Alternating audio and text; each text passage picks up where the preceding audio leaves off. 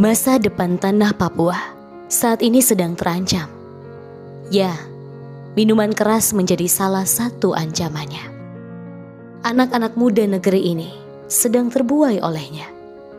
Banyak nyawa melayang, namun miras tetap disayang. Pada siang hari ini, saudara merasa bahwa ini ada manfaat dan memberikan pencerahan atau edukasi untuk khalayak umum. Silakan di share ke seluruh grup-grup dan seluruh teman-teman yang ada agar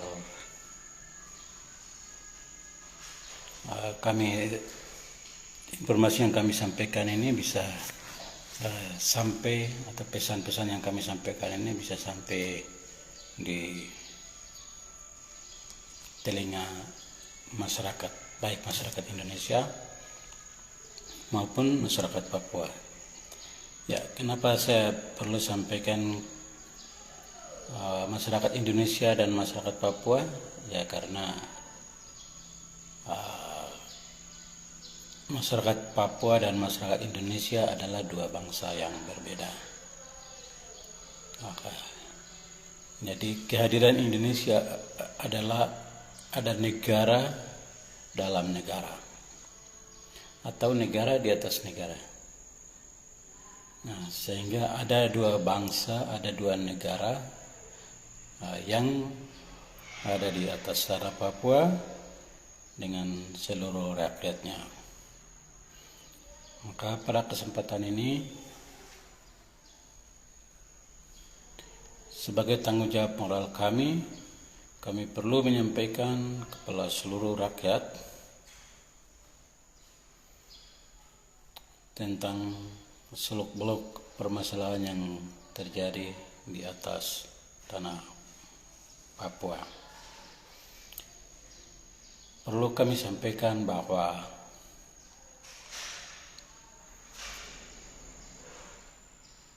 aksi-aksi yang terjadi di atas tanah Papua itu, terutama yang dilancarkan oleh TPNPB dan juga organ-organ sipil,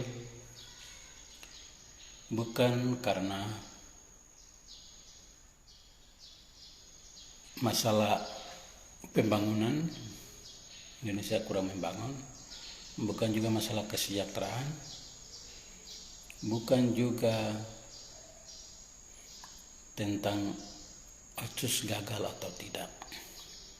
Ya, apa yang saya sebutkan itu hanya ada dalam pikiran-pikiran manusia-manusia pragmatis, manusia-manusia yang pikirannya hanya setinggi perut. Jadi hari-hari hanya memikirkan makan, minum, kedudukan, jabatan, hal-hal yang semu. Tetapi apa yang hari ini, generasi hari ini berjuang untuk Papua merdeka, itu sebenarnya pengertian yang sebenarnya bukan orang Papua minta merdeka, tidak. Ya. Masalah orang Papua adalah Papua itu sudah merdeka, tetapi Indonesia datang bikin negara di atas negara Papua setelah statement Soekarno membubarkan negara Papua. Nah, dalam hal ini saya perlu ingatkan bahwa dalam dokumen asli, dalam perintah Trikora itu bukan bubarkan negara boneka, tapi negara Papua. Jadi negara boneka itu ditambahkan di kemudian hari. Tetapi pernyataan yang sebenarnya atau teks original yang diterbitkan pada waktu itu tertera bahwa bubarkan negara Papua. Jadi negara Papua itu telah dideklarasikan, diproklamasikan, ditetapkan dan disahkan dan diakui, bahkan diakui oleh bangsa-bangsa negara lain.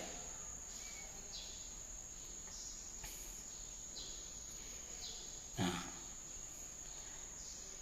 tetapi karena kepentingan ekonomi, terutama kepentingan ekonomi di Freeport, maka Amerika dan Indonesia menghalalkan segala cara untuk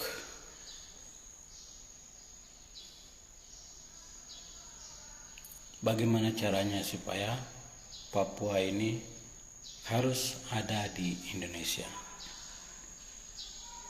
Jadi otak dibalik semua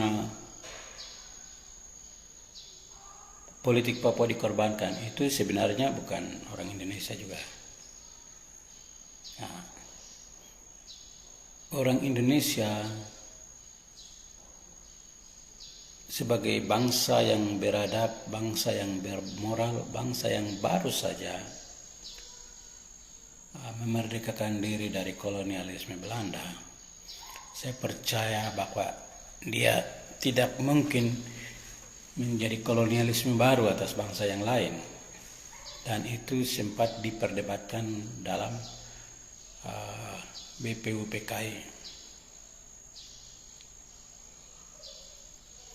Nah, dan hasil keputusan menetapkan bahwa yang dimaksud dengan wilayah Indonesia adalah hanya dari Sabang sampai Ambonia, bukan Merauke. Papua tidak termasuk. Ya, jadi batas negara Indonesia sudah jelas, sudah final. Tetapi kemudian hari, kenapa sampai melebar sampai ke tanah Papua? Hal ini bukan hanya semata-mata karena ambisi dan keinginan orang Indonesia, karena orang Indonesia mereka sudah membatasi wilayah mereka hanya dari Sabang sampai Ambonia. Tetapi di balik dari korbannya politik bangsa Papua adalah Amerika. Amerika yang menjadi dalang untuk memasukkan Papua dalam NKRI. Sekarang yang menjadi pertanyaan adalah, kalau memang Amerika merasa bahwa wilayah Papua ini adalah miliknya, ya, kenapa tidak memerdekakan orang Papua? Kan orang Papua kan masih kolot, masih primitif, masih bisa dibikin bodoh. Ketika Amerika memerdekakan orang Papua, tinggal Amerika dengan orang Papua kerjasama, selesai masalah. Tetapi pikiran atau opsi untuk memerdekakan Papua itu kenapa diabaikan, disingkirkan? Nah, ini yang pada kesempatan ini kami akan mencoba untuk menjawab. Ya. Tapi kenapa harus Papua ini dititip ke Jakarta yang jaraknya 2 perjalanan ini jarak antar benua? Dititipkan ke tempat yang paling jauh. Atau pertanyaan lain adalah, opsi lain adalah, kenapa tidak dititipkan saja ke PNG yang notabene adalah satu daratan dengan West Papua, dan lagian orang Papua Barat atau PNG juga kan manusia-manusia yang primitif, yang bisa dibikin bodoh, yang bisa diatur. Kenapa tidak dititipkan ke PNG? Kenapa harus Jakarta? Atau kalau tidak mau di PNG atau tidak mau kasih merdekakan Papua dan tidak mau kasih titip ke PNG, kenapa tidak titipkan saja ke Australia Australia kan jaraknya lebih dekat daripada Jakarta.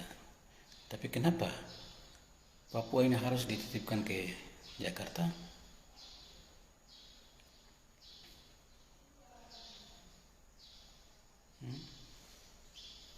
Ini pertanyaan-pertanyaan yang sampai hari ini publik belum ketahui, dan pada kesempatan ini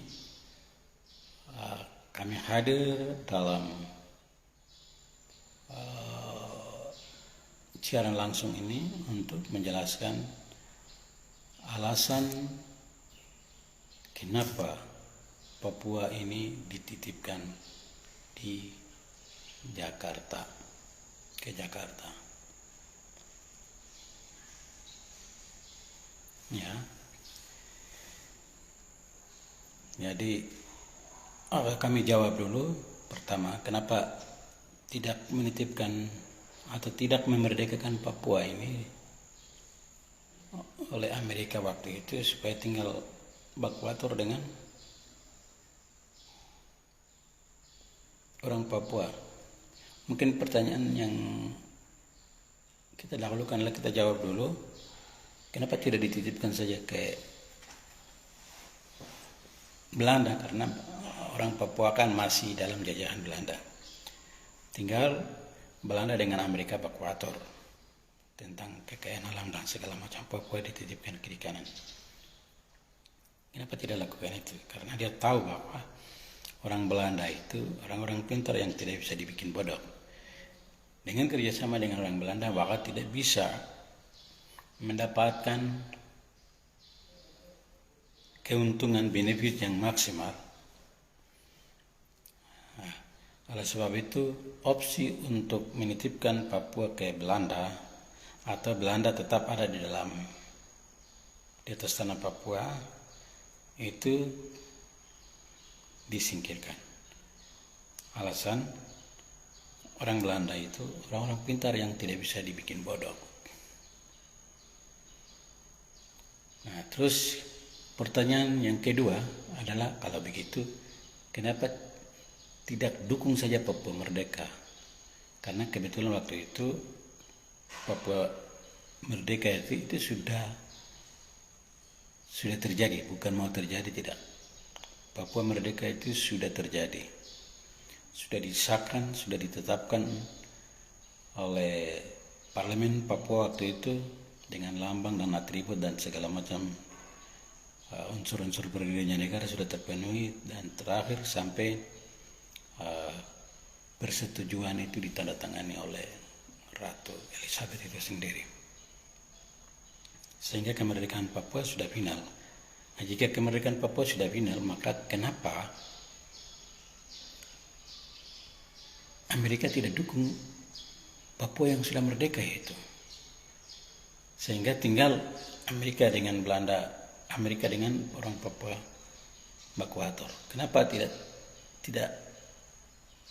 dipikirkan itu? Bukan tidak dipikirkan, tetapi persoalannya adalah seprimitif-primitifnya orang Papua. Ada hal yang menjadi ancaman, ada hal yang menjadi kesulitan untuk orang-orang Amerika untuk mengeksplorasi seluruh kekayaan alam di Papua, terkait dengan ideologi, terkait dengan nilai-nilai yang hidup di atas tanah Papua. Di mana ideologi yang hidup di atas tanah Papua adalah ideologi holisme. Ideologi holisme itu adalah ideologi yang meyakini bahwa alam semesta ini adalah satu kesatuan yang tak dapat dipisahkan satu sama yang lain. Dia tidak berdiri sendiri-sendiri. Jadi satu objek dengan objek yang lain itu saling ketergantungan. Jadi terintegrasi dalam satu sistem. Nah, sehingga orang Papua supaya dia mau hidup aman, maka dia juga memastikan bahwa objek-objek yang ada di alam semesta, termasuk hutan, flora, fauna, laut, danau itu harus dipelihara. Nah, karena mereka aman, maka kami juga akan aman. Kehidupan manusia juga akan ditunjang untuk kehidupan yang aman. Nah, contoh-contoh pandangan-pandangan atau nilai-nilai yang hidup di atas tanah Papua, salah satunya adalah orang Papua memandang tanah itu sebagai mama. Jadi coba bayangkan, kalau apabila orang Papua itu memandang tanah itu sebagai mama, maka apapun alasannya tidak dapat dirusak, tidak dapat dieksplorasi, tidak dapat dijual belikan. Karena kalau sudah jual beli tanah, maka itu sama saja dengan sudah jual mama. Atau tanah itu juga orang Papua menganggap bahwa itu adalah jiwa.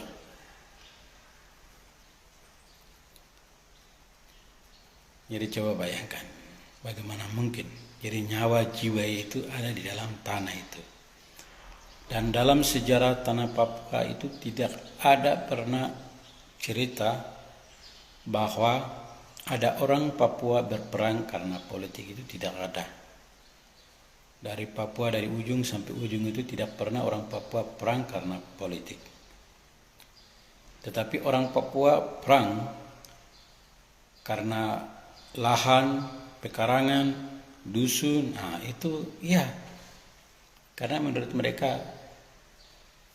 itulah nyawa mereka, itu adalah mama mereka. Jadi demi mama, demi nyawa mereka, itu mereka akan melakukan segala cara untuk mempertahankan tanah leluhur yang sudah diwariskan oleh nenek moyang.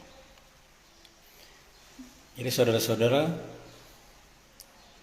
Pulau Papua ini luas, 4 kali lipat dari Pulau Jawa. Walaupun penduduknya sedikit dan sisanya adalah hutan belantara.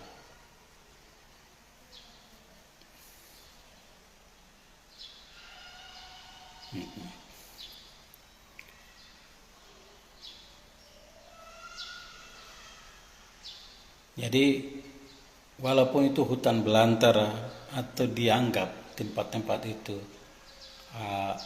orang tidak pernah atau tidak ada pemiliknya sekalipun, itu jangan main-main.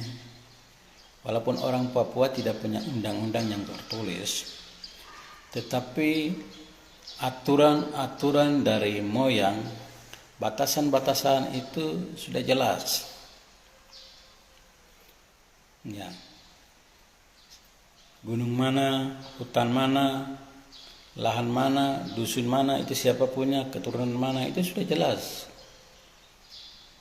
Jadi walaupun tidak ada tulisan di situ bahwa ini miliknya ini dan itu, tidak ada tulisan di situ, tapi seluruh orang Papua tahu mana hak dan mana kewajiban, mana wilayahnya dan mana bukan wilayahnya.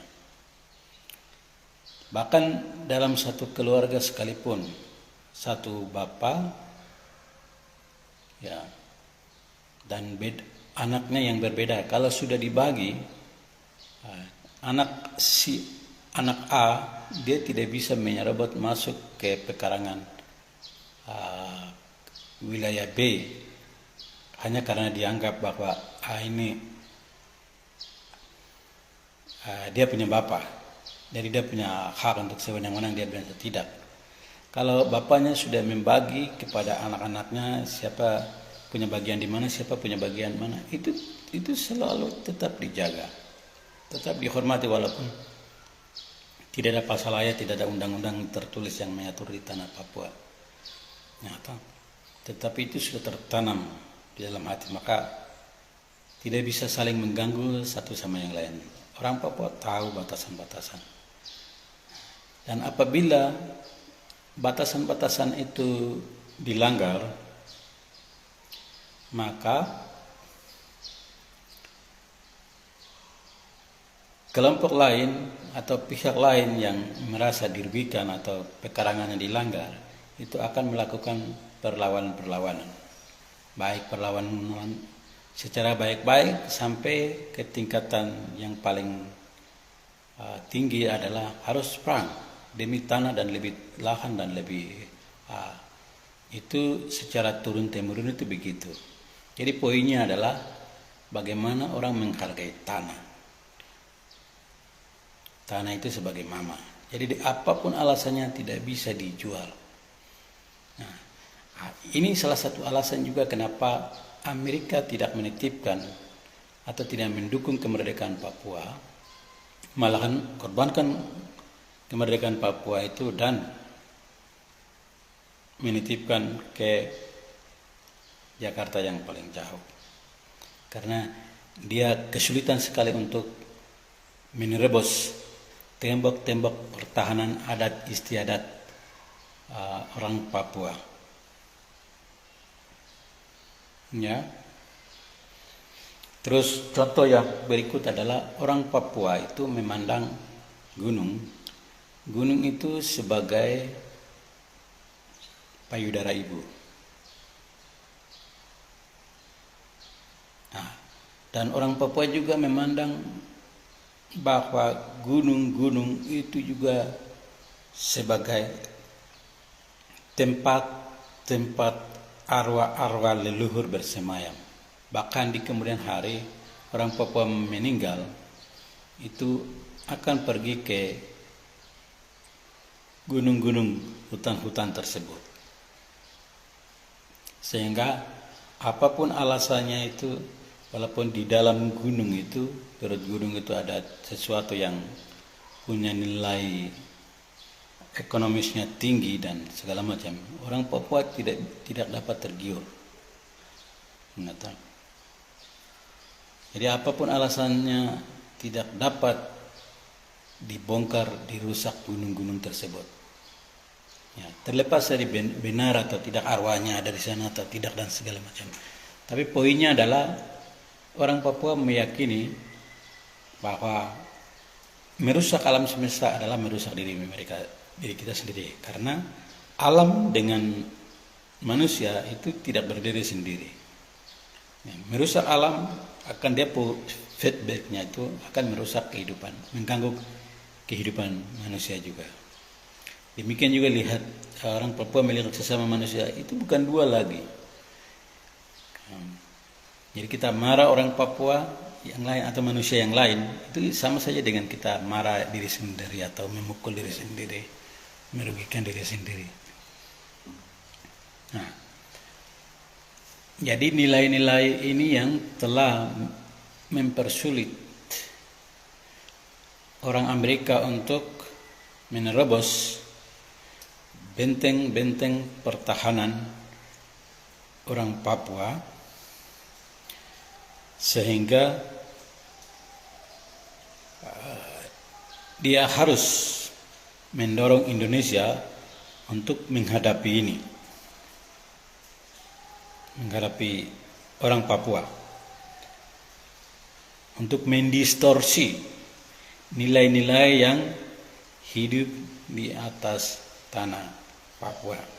Sehingga kita lihat dan Indonesia sudah berhasil mengindonesiakan Papua karena orang Papua sudah mulai jual tanah kiri kanan. Orang Papua bisa jual gunung kiri kanan hanya untuk pertambangan, hanya untuk semua, hanya karena demi uang, demi makan, dan jadi nilai-nilai orang Papua sudah tergeser. Orang Papua menjadi orang yang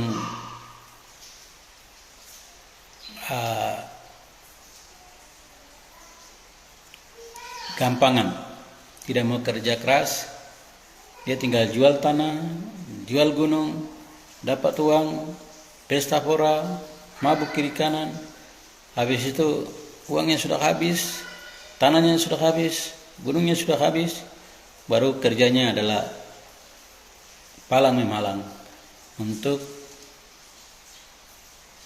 memperpanjang umurnya, sisa umurnya, menghabiskan waktu-waktu karena dia tidak bisa kerja lagi karena sudah tidak punya tanah. Akhirnya orang-orang Papua harus tersingkir di atas negerinya sendiri. Mereka tersingkir di pinggiran-pinggiran danau, pinggiran-pinggiran laut, pinggiran-pinggiran kota. Sementara di jantung-jantung kota itu sudah terjual habis. Dan rakyat Papua telah menjadi minoritas di atas tanah Papua.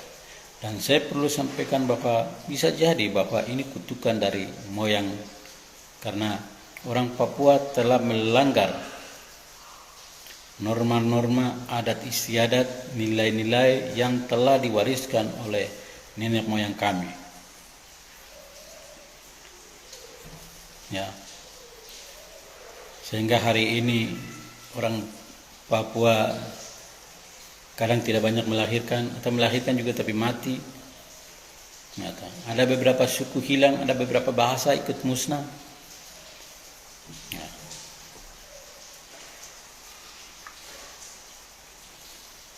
Dan bisa jadi bahwa ini karena kutukan dari moyang bangsa Papua. Karena mama dia sudah membelakangi orang Papua, sehingga apapun yang orang Papua lakukan, dia merasa bahwa ini anak-anak durhaka. Orang-orang Papua ini anak-anak durhaka yang tidak menghargai mama. Sehingga jangan heran kalau suku Anda, kelompok Anda telah menjadi minoritas. Dan siapapun Anda, dari manapun Anda, apapun Anda, jika Anda tidak bekerja dengan jujur di atas tanah Papua, maka Anda akan mengalami dari satu masalah kepada masalah yang lain. Tetapi kalau Anda menghargai, menjunjung tinggi nilai-nilai yang sudah diwariskan di atas tanah Papua ini, maka Anda akan berjalan dari tanda heran kepada tanda heran yang lain. Jadi saudara-saudara,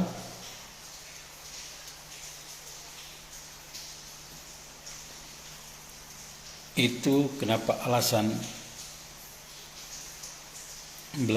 Amerika tidak mendukung kemerdekaan Papua.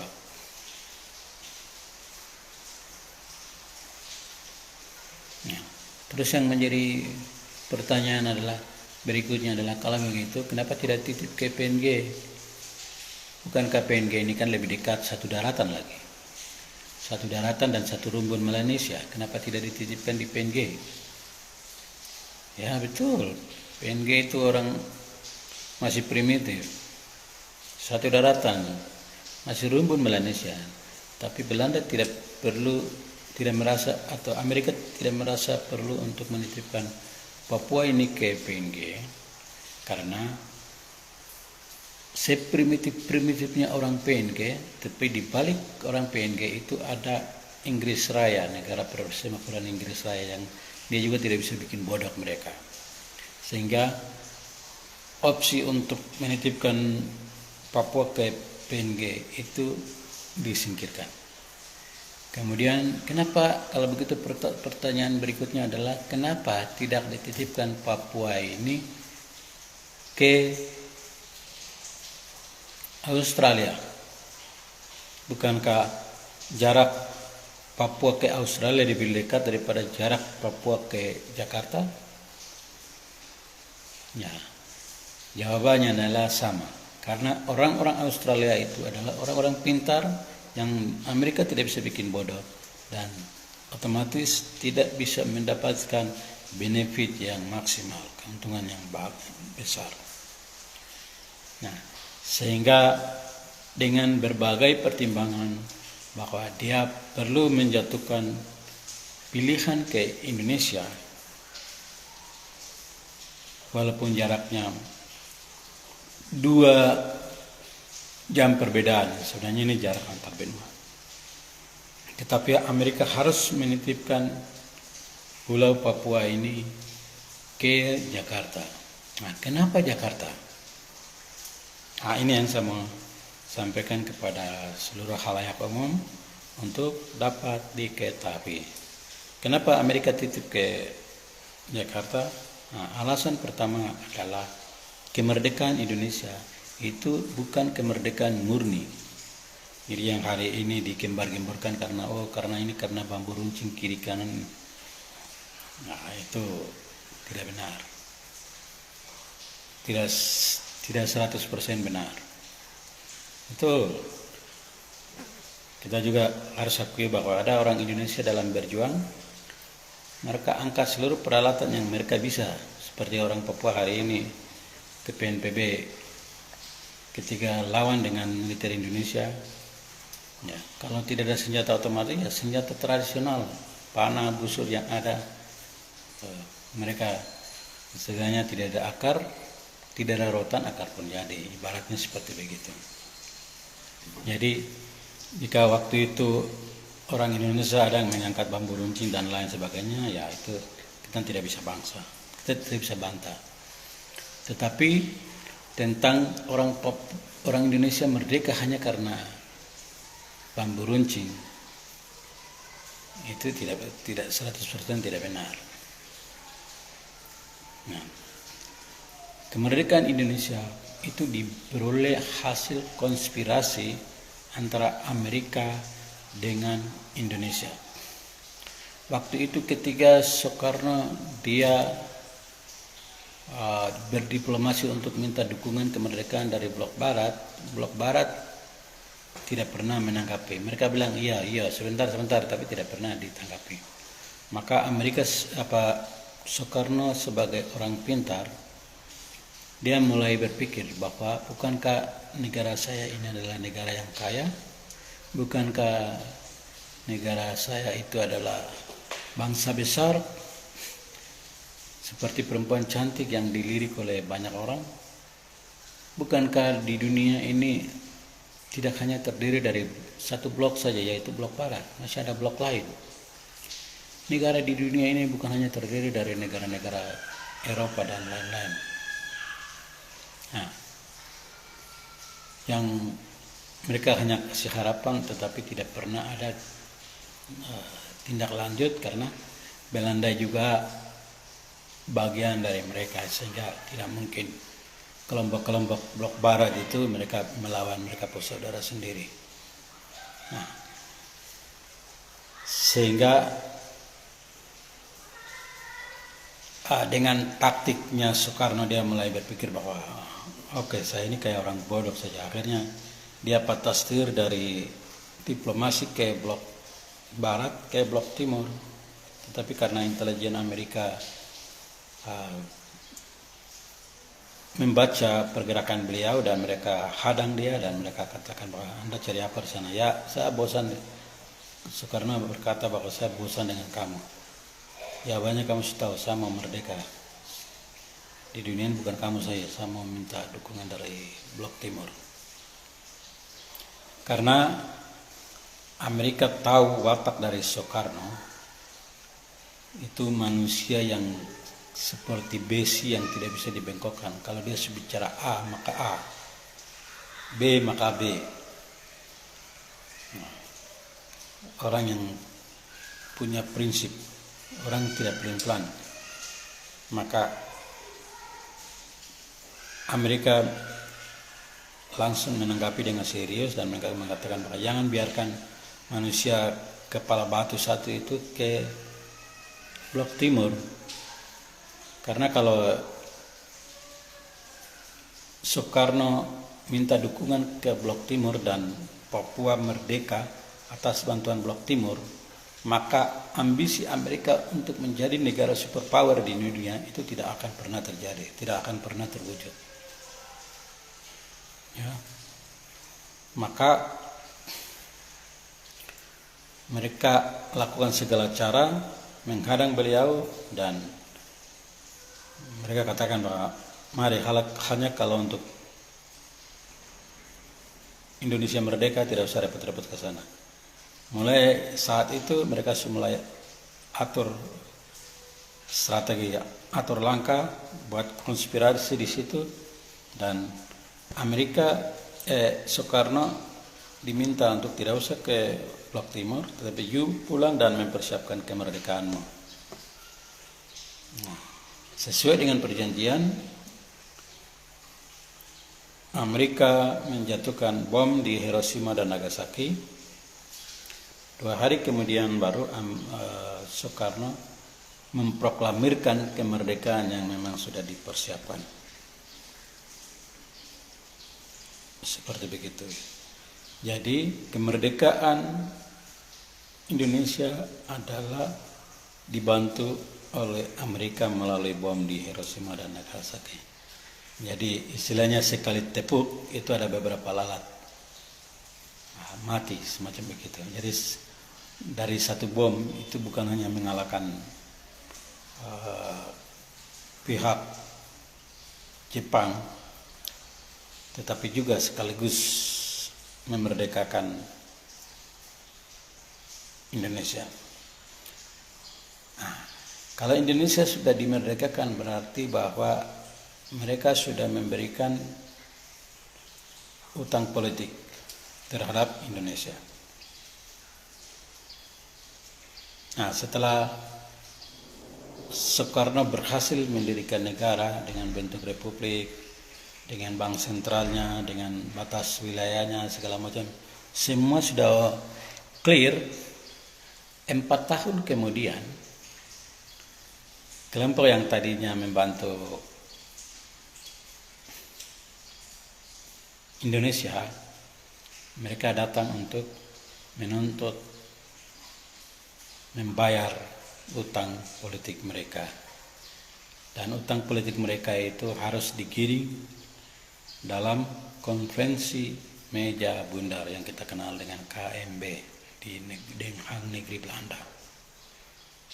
Nah, di sanalah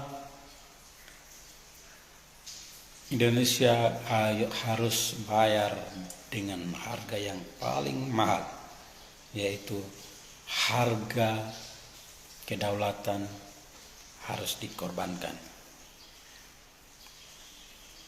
Ya. Yang tadinya Indonesia buat negara Indonesia itu sebagai negara republik, kelompok ini bilang bahwa kok tidak boleh pakai republik, kok harus pakai seikat. Sehingga kita bisa dengar cerita bagaimana dari republik diganti lagi dengan RIS, kemudian belakangan kembali lagi menjadi republik. Kemudian disuruh bayar seluruh hutang Hindia Belanda.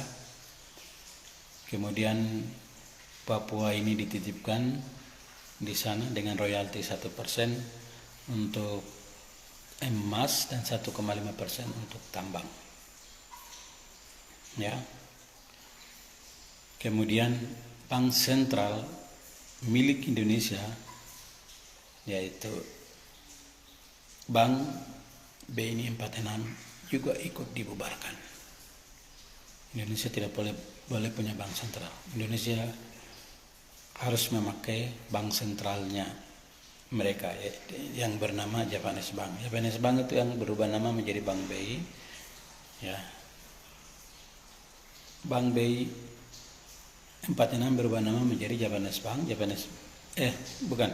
Bank BI 46 dibubarkan, diganti dengan Japanese Bank, dan di Japanese Bank itu berubah nama menjadi Bank Indonesia, BI, yang kita kenal dengan BI. Jadi BI ini bukan milik Indonesia, tetapi itu milik kelompok itu. Nah, sehingga Indonesia tidak bisa mencetak uang yang sebanyak yang dia mau, dan untuk mencetak keuangan moneter dan segala otoritas keuangan ini Indonesia tidak punya otoritas di atasnya. Indonesia harus menyetor sejumlah kolateral ke Indonesia, ke BI, untuk mendapatkan uang, supaya uang rupiah itu dicetak. Jadi BI bukan milik Indonesia, tapi itu adalah milik kelompok tersebut. Jadi semua ini tergantung dengan pihak luar. Jadi yang tadinya semangat Soekarno untuk mendirikan negara Indonesia yang berdaulat, dia sudah mewujudkan. Masalahnya adalah dia salah pilih jalan. Sehingga kedaulatan yang sudah sempat diwujudkan yang bertahan 4 tahun, hari ini telah dihancurkan. Dan sampai hari ini Indonesia tidak berdaulat. Ya, terserahlah. Yang jelas apabila saya mengatakan Indonesia tidak berdaulat, pasti saudara semua akan marah. Indonesia juga pasti tidak mau dibilang negara Indonesia tidak berdaulat. Ya, itu hak Anda. Tetapi kenyataan hari ini kan menunjukkan bahwa fakta yang tidak bisa terbantahkan bahwa Anda hari ini dari segala macam, dari sistem perbankan, tidak usah hal-hal yang lebih tinggi, hal-hal bumbu, beras, alat-alat dapur segala macam Indonesia kan semua tergantung dengan luar, impor dari luar. Ya, tidak usah bicara yang tinggi-tinggi, yang hal-hal yang sederhana yang sebenarnya bisa dibudidayakan di dalam negeri ini pun itu semua diatur, dikendalikan oleh sistem-sistem yang mereka bangun. Jadi ada satu sistem-sistem yang di balik layar itu mengendalikan republik ini, sehingga Republik Indonesia yang terkenal bahwa republik yang kaya ini tidak boleh rakyatnya itu kaya, tidak boleh rakyatnya itu makmur. Karena dalam pemetaan global, Indonesia itu sudah dipetakan sebagai negara penghasil bahan baku. Jadi negara penghasil bahan baku itu tidak boleh kaya dan tidak boleh makmur, tidak boleh pintar. Makanya Anda lihat, ada banyak profesor, doktor, terlalu banyak gelar muka belakang, tapi bisa tidak Anda tunjukkan satu saja profesor doktor yang punya gelar itu yang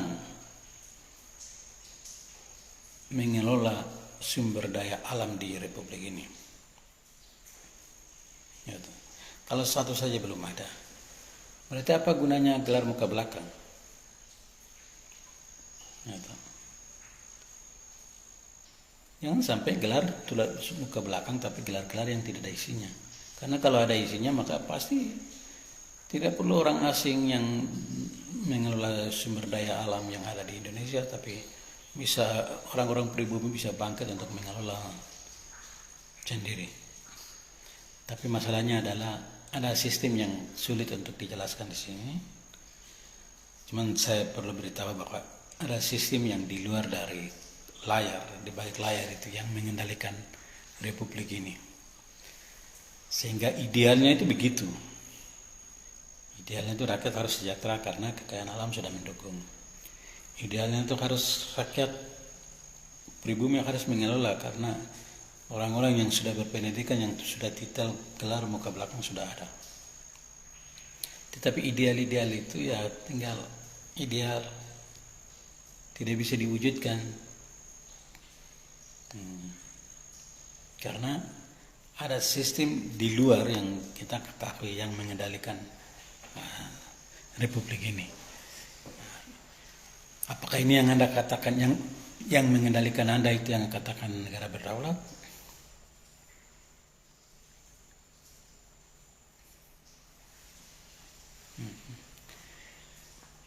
Suatu negara itu bisa masuk dalam kategori negara berdaulat apabila dia bebas untuk mengatur dirinya sendiri, mengurus dirinya sendiri, mau menjadi dirinya sendiri, tidak tergantung dengan kiri kanan. Itu baru namanya negara berdaulat. Tapi kalau model-model Indonesia ini benar, tidak bisa masuk di dalam kategori negara yang sudah berdaulat. Ya kelihatannya ya, tapi kenyataannya ya kita tidak bisa bantah juga. Itu saudara-saudara boleh setuju, boleh tidak setuju, ya, tapi apa yang saya sampaikan ini adalah fakta-fakta yang publik harus ketahui, karena ujung benang dari republik ini ada di mereka. Jadi sewaktu-waktu siapapun jadi presiden, siapapun yang jadi pemimpin, ketika mengabaikan kepentingan mereka, tidak mengakomodir kepentingan mereka, itu kapan saja mereka bisa tinggal hitungan detik aja, tinggal kasih balik, membalikkan telapak tangan, ya bubar republik ini. Ya. Itu juga ada hubungan dengan kenapa Indonesia itu sulit sekali untuk melepaskan Papua.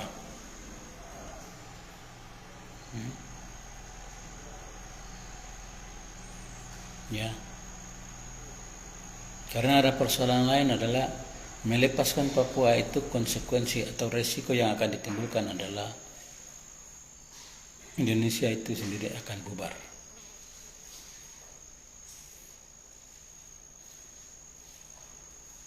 Jadi ini alasan kenapa Indonesia tidak mau kasih lepas Papua. Karena resikonya adalah Indonesia ikut bubar. Sekarang yang jadi pertanyaan adalah bagaimana ceritanya itu memerdekakan Papua akan berdampak dengan bubarnya Indonesia.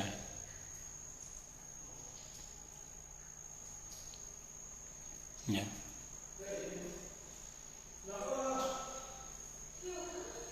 Jadi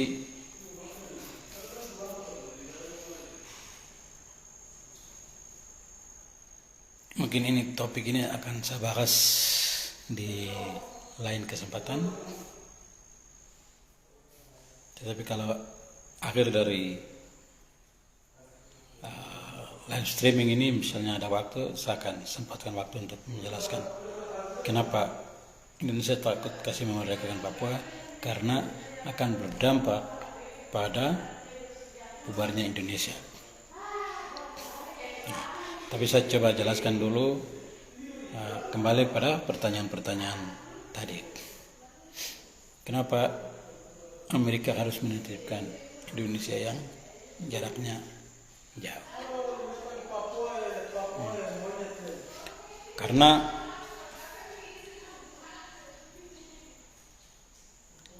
setelah sudah memerdekakan orang atau kemerdekaan Indonesia dititipkan ke Jakarta,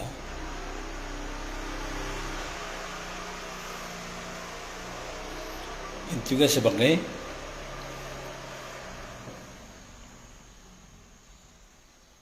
pelunasan hutang politik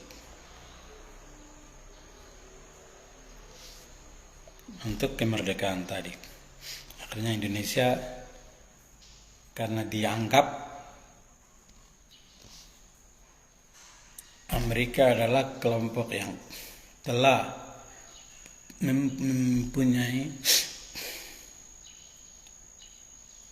peranan penting dalam mewujudkan Indonesia merdeka, maka apapun yang diminta harus dipenuhi, harus diikuti, harus ditaati.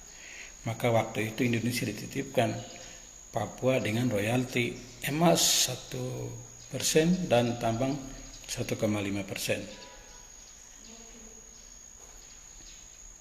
Nah, jadi ibaratnya itu adalah Indonesia atau Amerika membawa keluar kekayaan alam dari Papua itu 1 truk, dan dia sisakan bukan 1 skop tapi 1 sendok.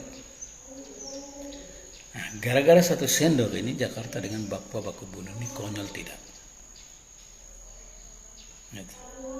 Tapi bagaimana mungkin ini miliknya Indonesia? Bukan Indonesia yang hargai Amerika, tapi ini Amerika yang menghargai Indonesia.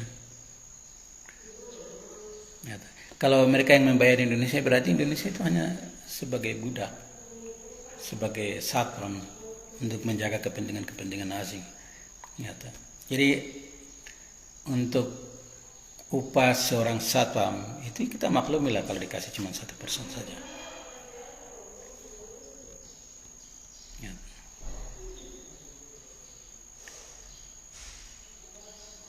Ini saudara-saudara merasa terganggu tidak? Ini konyol tidak? Ya, bagi orang waras ini konyol. Tapi juga di sisi lain ya kami maklumi juga.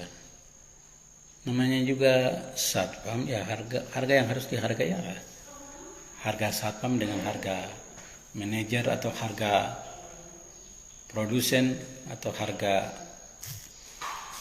itu berbeda. Jadi kalau Indonesia dihargai dengan royalti 1% ya kita maklumi karena dia itu cuma satpam untuk menjaga kepentingan Amerika di atas tanah Papua. Dan Indonesia dia tidak bisa bantah. Dan bahkan dalam kontrak itu sudah mengikat di situ terikat kontrak Freeport bahwa ya, setiap 10 tahun itu kontrak Freeport itu harus diperpanjang selama Freeport mau. Dan Indonesia tidak punya kapasitas, tidak punya kemampuan, tidak punya otoritas, tidak punya hak untuk membatalkan kontrak-kontrak tersebut. Karena apabila Indonesia membatalkan kontrak-kontrak itu, maka kontrak-kontrak yang dibatalkan itu tidak berlaku bagi Freeport. Apakah ini yang Anda katakan bahwa Anda sudah berdaulat? Bagaimana model berdaulatnya model begitu? Orang lain masih atur-atur kok tidak bisa berdaya. Itu yang kau maksud dengan negara berdaulat? Minta maaf. Indonesia itu bisa berdaulat apabila ada jiwa-jiwa Soekarno ada. Tapi di Indonesia sudah jarang lagi ada jiwa-jiwa Soekarno. Jadi Soekarno itu walaupun karena ingin negaranya cepat diakui, supaya ingin dia negaranya cepat aman, maka dia menyetujui seluruh permintaan-permintaan itu. Diadilkan seluruh permintaan-permintaan itu. Nah, tetapi dengan berjalannya waktu, Soekarno merasa bahwa ini berat sekali nih, saya cuma jadi satpam saja, harga satpam dihargai begini.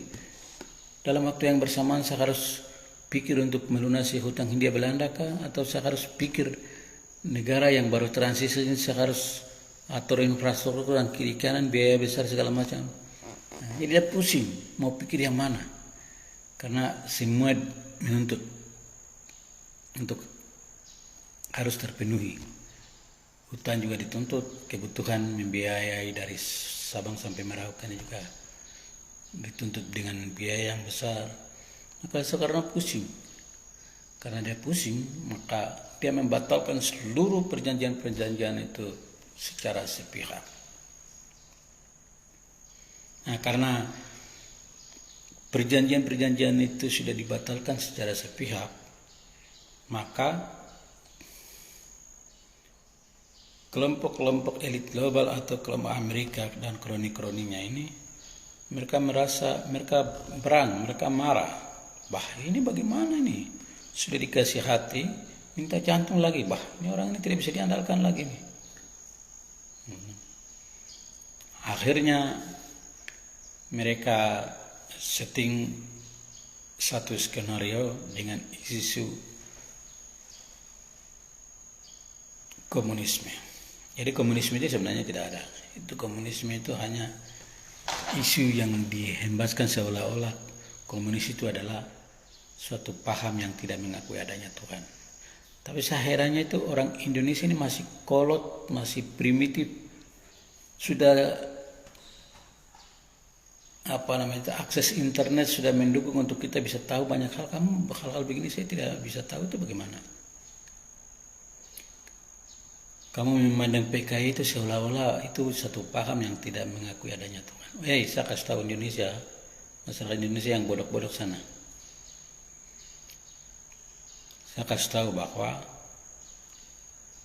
yang kamu anggap Rusia itu negara komunis, kenyataannya bahwa termasuk Putin itu orang yang beragama presiden itu. Dia beragama Kristen Ortodok. Saya pikir fakta-fakta ini sudah menunjukkan bahwa PKI itu sama dengan bukan orang yang tidak mengakui adanya Tuhan. Itu salah. PKI itu adalah satu ideologi, paham, sama seperti Indonesia punya ideologi itu adalah ideologi Pancasila, sama dong punya ideologi adalah ideologi komunisme. Tetapi karena di framing, diposisikan ini seolah-olah, dinarasikan seolah-olah PKI ini adalah satu paham yang menentang atau paham atau ideologi yang tidak mengakui adanya Tuhan. Itu ya, kalau dulu masyarakat Indonesia yang dulu mungkin masih karena candu agama jadi mereka telang mentah-mentah tidak apa-apa. Tapi generasi hari ini dengan segala teknologi yang sudah canggih ini kok masih terbawa dengan pikiran-pikiran begitu, sampai ada di Jakarta di mana-mana mereka pakai atribut-atribut PKI dan lain sebagainya. Kamu harus, aduh ini bagaimana ini, aduh Jakarta, Indonesia, cukup negara kamu sih yang tidak berdaulat, jangan otak kamu jangan tidak berdaulat lagi. Masa kamu kalah dari orang Papua? Orang Papua saya bisa bedakan semua hal, mana hitam, mana putih, mana kiri kanan, itu orang bisa bedakan. Masa kamu orang Papua, orang Indonesia, Jakarta, Jawa ini kamu tidak bisa membedakan mana hitam putih kiri kanan, bagaimana? PKI dan ya, itu sih kamu tidak bisa bedakan, itu bagaimana itu? Kolot primitif sekali sampai.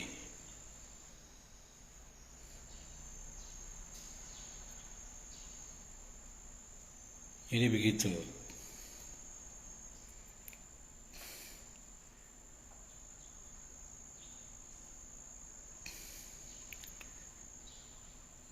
Jadi karena Papua itu sudah dititipkan ke sana, ke Indonesia dengan royalti yang tadi saya bilang 1,5%.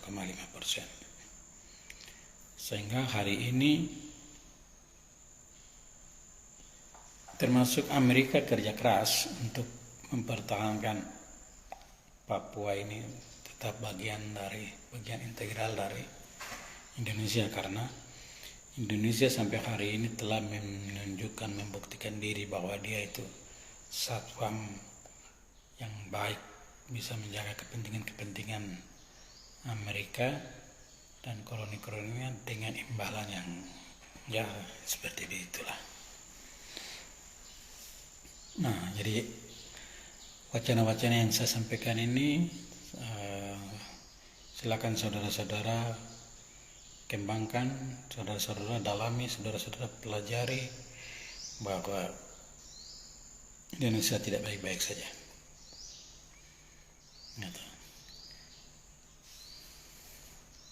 Indonesia tidak baik-baik. Kelihatan baik-baik, tetapi di dalam itu sudah mulai kropos.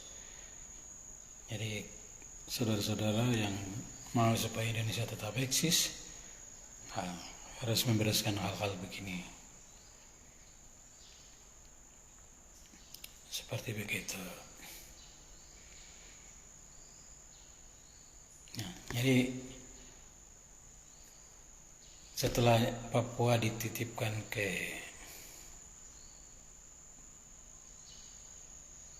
Indonesia, maka Indonesia telah berhasil melaksanakan misi-misi. Salah satunya adalah tadi pergeseran nilai-nilai itu telah terjadi. Nilai-nilai ke Papuanya itu sudah bergeser. Ya. Orang Papua itu salah satu nilai dari orang Papua adalah penakluk. Dia penakluk gunung, penakluk hutan, penakluk danau, penakluk laut, penakluk hutan menjadi daun ubi, daun keladi, daun betatas dan segala macam. Di dalam kamus orang Papua itu tidak ada yang tidak bisa. Tetapi hari ini pergeseran nilai itu telah terjadi Dan hari ini orang Papua sudah menjadi tikus basah di kandangnya sendiri. Apa yang bisa diharapkan dari tikus yang basah yang memprihatinkan yang ada di got? Apa daya, walaupun ada makanan kiri kanan itu dia punya, tapi bagaimana dayanya dia bisa ambil dan dia bisa makan? Dia hanya bisa melihat, dia bisa menonton, tapi dia tidak bisa berbuat banyak hal. Ya.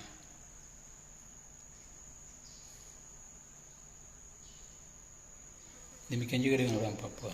Kekayaan alam kita punya. Kita kasih makan seluruh dunia. Kita gunung takluk itu hal yang sudah biasa. Tapi hari ini kenapa kita tidak bisa, orang Papua tidak bisa taklukkan mal-mal, supermarket, industri-industri, pabrik-pabrik, kimia, fisika, biologi, ilmu-ilmu terapan dan lain sebagainya. Semua orang-orang Papua itu ramai-ramai lari ke sosial, politik, sejarah. Kamu mau belajar sejarah yang bagaimana lagi? Sejarah mengkosong itu. Kalau mau belajar sejarah ya pulang aja ke kampung sana, belajar sejarah dari orang tua itu lebih asli daripada kau belajar dari sejarah dari republik yang tidak benar, tidak ada kebenarannya di dalam, yang disusun berdasarkan kepentingan politik.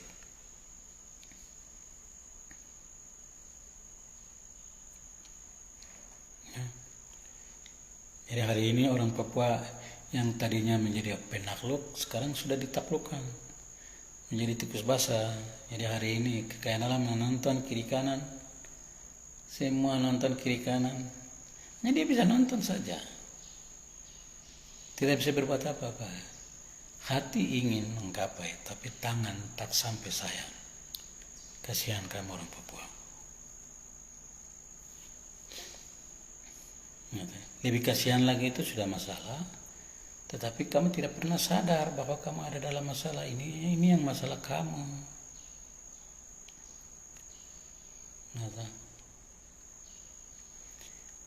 Kamu orang Papua, hidup di atas tanah Papua, terus kamu jadi penonton, kamu rasa terganggu tidak? Mall, supermarket milik orang lain. Hujan, panas, kau tinggal berdiri di hampiran toko orang lain di dalam menikmati. Kau terganggu tidak? Kalau kamu tidak terganggu, itu artinya bahwa kamu sudah gila. Karena hanya orang gila saja yang tidak akan pernah merasa terganggu apabila dia ada di tempat sampah.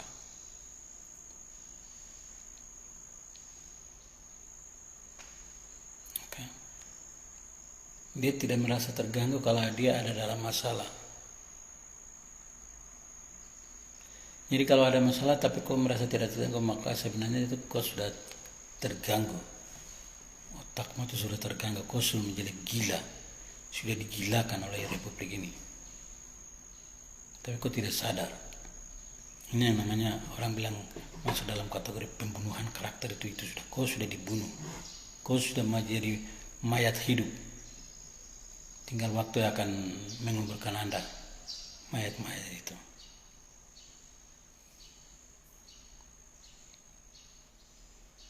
Woi, sadar orang Papua.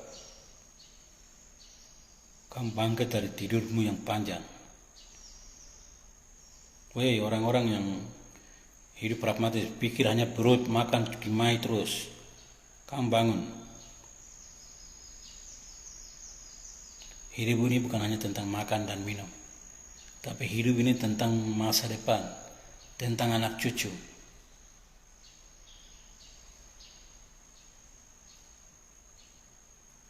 Hari ini saja orang tua sudah jual tanah kiri kanan, anaknya sekarang sudah hidup, sudah tidak ada yang bisa diandalkan. Hari ini jual pelacur kiri kanan, jual daging-daging sepangkal itu hanya untuk mempertahankan hidup. Salah siapa? Ya kamu orang tua, otak mati. Tidak memikirkan bagaimana dengan anak cucu. Kau hanya punya ambisi mau dapat uang besar, berpoya, mabuk kiri kanan. Kau tidak memikirkan tentang membangun masa depan anak, memastikan masa depan anak cucu ada.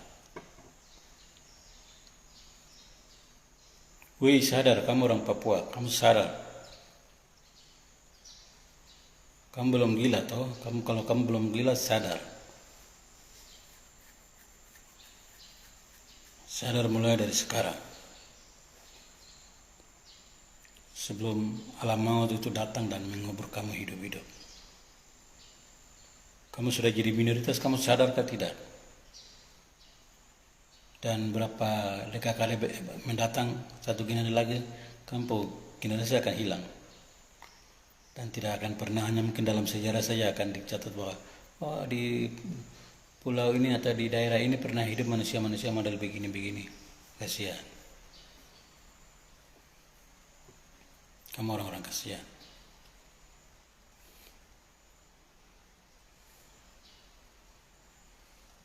Nah, jadi pada kesempatannya juga saya mau sampaikan bahwa masalah terbesar kita hari ini adalah orang Papua ada dalam masalah tapi tidak pernah menyadari ada masalah. Kemudian diinabobokkan oleh rayu buyuk dari Jakarta dengan gula-gula, makanan, minuman, kesejahteraan yang semu sebentar, habis itu ini segala macam.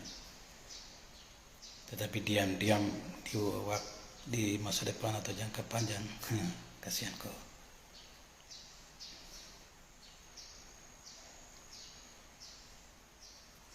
Kan coba lihat saja.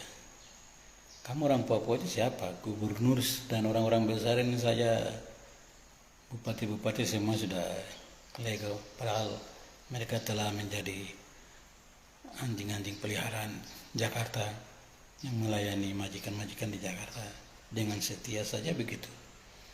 Apalagi yang kamu yang lain-lain ini, tinggal tunggu waktu saja kamu mati sudah, tinggal dikubur. Di otak bodoh itu coba keluar dari kebodohan kamu itu sendiri. Jangan kayak orang Israel. Orang Israel itu keluar dari Mesir, tetapi pikiran Mesir itu tidak pernah keluar. Itu masalahnya yang membuat Tuhan tidak mengizinkan orang Israel yang mendapatkan janji itu tidak masuk di tanah perjanjian. Siapa sih yang tidak tahu lagu tanah Papua itu seperti susu dan madu, surga kecil? Itu lagu yang kau bisa tahu, kau bisa dengar, kau bisa nyanyikan, tapi kau tidak bisa menikmati.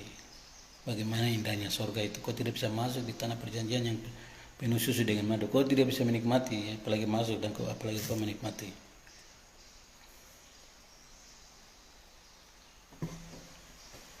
Jadi kesadaran orang-orang Papua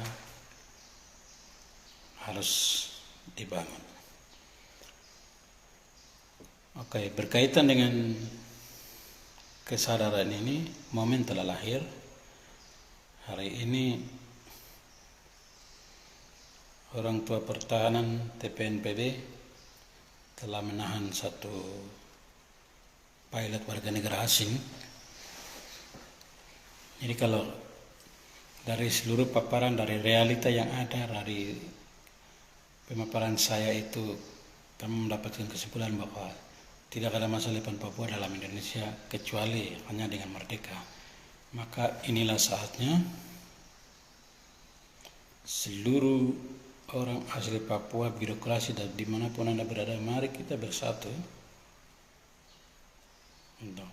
Orang tua pertahanan sudah menggiring bola. Nah, sekarang bagaimana kita mensiasati, bagaimana kita mengeksekusi momentum ini untuk mendapatkan poin politik. Juga kepada gereja-gereja yang babing, tidak tahu tupoksi dan bicara tak orang adat itu, saya kasih tahu kamu, itu bukan kamu urusan. Kau petugas itu cukup memberitahu kepada Jakarta bahwa ya ini karena alasannya, ini akarnya, ini pelakunya, ini duduknya ini dengan ini. Bukan kau yang bawa diri, mau jual diri sana, tidak. Kau ini juga hamba-hamba Tuhan juga, tapi bikin jadi agen-agen yang memperpanjang penderitaan rakyat Papua. Jadi kepada seluruh orang asli Papua di birokrasi ataupun di DPR RI ataupun dimanapun Anda berada, silakan jemput bola ini. Mari kita eksekusi sama-sama. Ini momentum yang tepat untuk kita menggapai cita-cita kita rebut kembali kemerdekaan kita. Karena masalah Papua merdeka ini bukan masalah Indonesia. Kami tidak ada berada di bawah jurisdiksi Indonesia. Ya, kami tidak ada urusan dengan Indonesia. Maka baku bunuh dengan TNI Polri itu bukan solusi. Kau mau dapat apa? Baku bunuh dengan TNI Polri itu hanya, ya silakan. Tapi itu tidak akan mendapatkan poin politik. Hanya untuk dapat alat bisa, tapi untuk dapat poin politik tidak bisa. Itu hanya usaha menyaring angin. Tapi kalau mau dapat poin politik, ya ini sudah. Momen pertama pernah terjadi melalui penyanderaan Kili Kuat di Mapenduma. Cuman momen itu tidak dikelola dengan baik. Sekarang momen kedua ini datang. Kalau ini kita tidak kelola baik, apakah ada momen berikutnya atau tidak, ini saya tidak tahu. Jadi kalau sebagai orang-orang yang pintar, berpikir jauh, berpikir kritis, melihat 5, 10, 20 tahun, 30 tahun, 1000 tahun masa depan Indonesia ke depan, maka ini waktunya kita tentukan.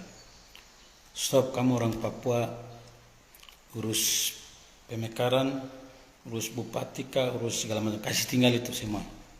Mari kesatukan energi kita untuk kelola momen ini dulu, kita gol baik-baik.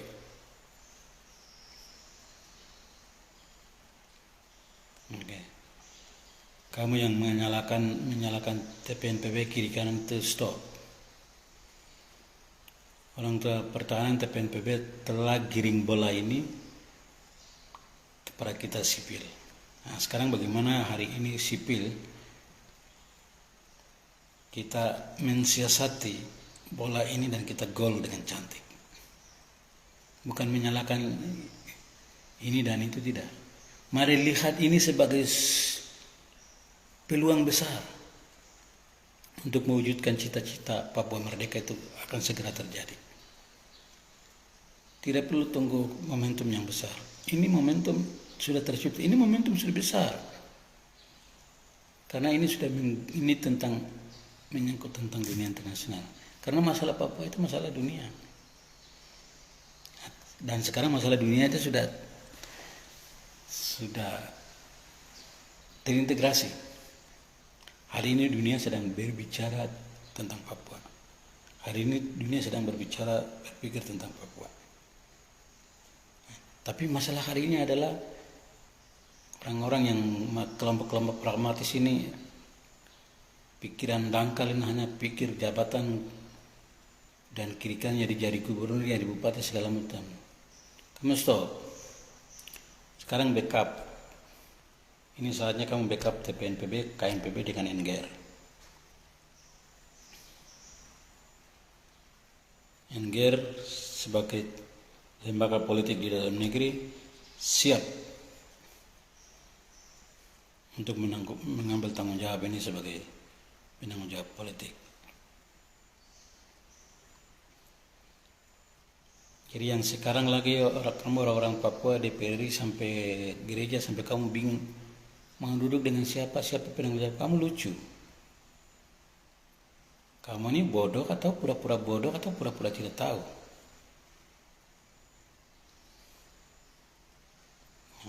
Penanggung jawab politik itu sudah jelas. Itu di NGR.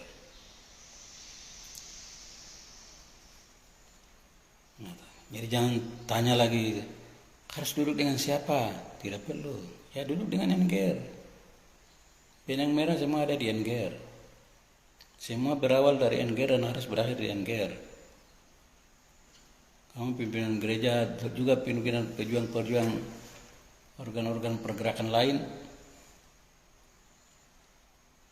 Kampungnya itu jalan, tapi ingat, pada akhirnya juga kamu akan kembali ke NGR. akan berakhir di NGR.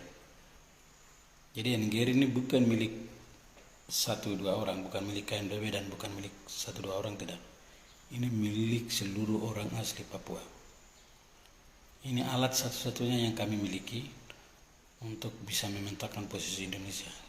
Karena hanya NGR lah saja yang pernah peristiwa yang terjadi sebelum wilayah Indonesia menjadi dinyatakan dari Sabang sampai Merauke. Selebihnya itu kamu bikin negara di atas negara Indonesia. Dan kamu ada di dalam yurisdiksi hukum Indonesia. Woi Indonesia, orang-orang yang bicara Papua Merdeka yang tidak mengerti, bodoh tapi bikin diri pintar. Kamu punya itu bagus sudah, cuman yang kamu punya itu akan bikin rakyat berjatuhan dan harus kamu butuh tunggu lagi dukungan atau pengakuan dari Indonesia. Karena kamu kan berjuang dalam yurisdiksi Indonesia. Kalau NGR tidak butuh pengakuan Indonesia. Ya. Karena Indonesia bukan kolonial. Kolonial kami adalah kolonial Belanda dan Belanda sudah mengakui kemerdekaan kami. Jadi kami tidak butuh pengakuan Indonesia. Ya, jadi hari ini seluruh pejuang-pejuang organ-organ yang lain saya undang untuk segera merapatkan barisan bersatu dalam NGR, TPNPB. Nah, setelah kita sudah membunuh buruan ini, kita sudah dapatkan, baru kita akan atur. Kita mau pakai yang bagaimana, kita mau bikin bagaimana, itu urusan rumah tangga. Kita hargai seluruh konsep-konsep negara federal, negara Bini Wenda punya kah, negara di atas negara terlalu banyak, itu kami hargai. Tetapi itu idealisme setelah kita merdeka, mau pakai yang mana itu nanti baru kita bicara. Tetapi alat untuk memetakan posisi Indonesia tidak ada lain, hanya NGR. Jadi dalam kesempatan ini juga narasi-narasi yang di luar dibangun, bahkan dong punya itu yang lebih baik apa? Kau belajar di mana? Nggak tahu.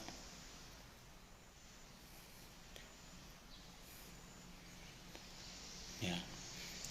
Jadi saya mau sampaikan di sini juga pertegas juga bahwa bukan berarti bahwa saya mengucilkan atau menjelekan perjuangan organ lain, tidak. Itu kamu hebat, konsep-konsep kamu hebat. Tapi itu idealisme yang akan kita pertimbangkan ke depan. Silakan konsep-konsep negara itu dipersiapkan. Tapi untuk alat perjuangan menuju Papua Merdeka itu tidak ada alat lain, hanya NGR. Sama seperti tidak semua buruan itu ada untuk tidak semua alat itu ada untuk tidak semua buruan. Karena buruan untuk babi hutan dengan buruan untuk ikan mujair atau buruan untuk burung pipit itu semua berbeda-beda.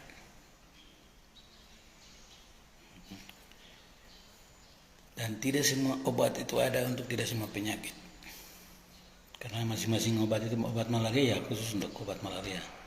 Tidak bisa untuk semua. Obat batuk baru kau kasih obat malaria, tidak bisa. Jadi semua organ-organ perjuangan itu sudah alat sudah. Cuman kembali lagi, tidak semua alat itu ada untuk tidak semua buruan. Untuk buruan ini tidak ada alat lain selain alat NGR ini. Jadi saudara-saudara punya egoisme dan kiri kanan yang tinggi-tinggi itu simpan. Segala macam konsep negara kamu simpan. Mari bersatu dalam NGR ini dulu. Kamu tidak bisa mengkerdilkan, kamu tidak bisa mengabaikan karya-karya apa yang orang tua sudah lakukan. Kalau orang tua sudah lakukan dulu cuma hanya bicara-bicara, hanya sekedar aspirasi sebagai sekadar manifestasi tidak masalah. Kita bikin baru untuk melawan Indonesia atau kemerdekaan. Tapi masalahnya adalah ini sudah final. Hanya karena kita pikiran talingkarnya yang bikin sampai kita bikin barang-barang baru ya terkeluar ada jadinya mengorbankan banyak orang, memperpanjang penderitaan rakyat ini. Jadi dalam kesempatan ini saya menghimbau kepada seluruh rakyat bangsa Papua baik yang ada di luar negeri, dalam negeri, mari bersatu di dalam NGR, dukung TPNPB dan KNPB hari ini untuk kita menuju kepada revolusi untuk mengakhiri penderitaan di atas tanah Papua.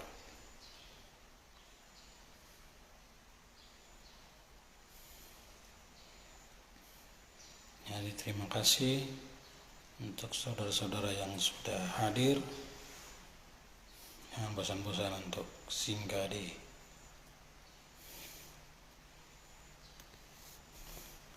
live streaming kami. Kami akan terus hadir untuk menyampaikan pandangan-pandangan politik, juga pandangan-pandangan idealisme, pandangan-pandangan untuk mencerahkan Bapak Ibu sekalian. Jika dari pemaparan saya ada hal-hal yang saudara tidak ini bisa ditanyakan, yang tidak mengerti, terus ada hal-hal yang Anda punya argumen lain, silakan dicantumkan, nanti saya akan jawab dalam siaran live streaming berikutnya. Ya, untuk siaran kali ini kami sampai di sini dulu. Sampai jumpa. Tuhan memberkati. Salam Papua merdeka. Papua pasti merdeka. Hormat.